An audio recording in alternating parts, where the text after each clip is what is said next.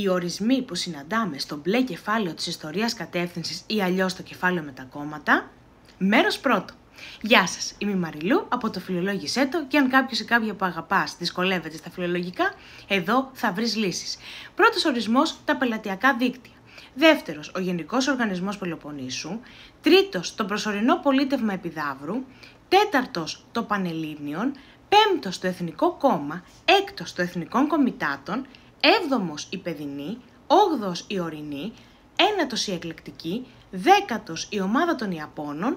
11ο το Λαϊκό Κόμμα, 12ο το ΣΕΚΕ, το έχουμε δει και στο πορτοκαλί κεφάλαιο, 13ο η Κοινωνιολογική Εταιρεία, 14ο η ΝΑΠΕΗ και 15ο το Κράτος Δικαίου, ο οποίος βρίσκεται στη σελίδα 80 του σχολικού βιβλίου και είναι σε πηγή. Μεγάλη προσοχή και στις πηγές, γιατί είναι μέσα στην ύλη.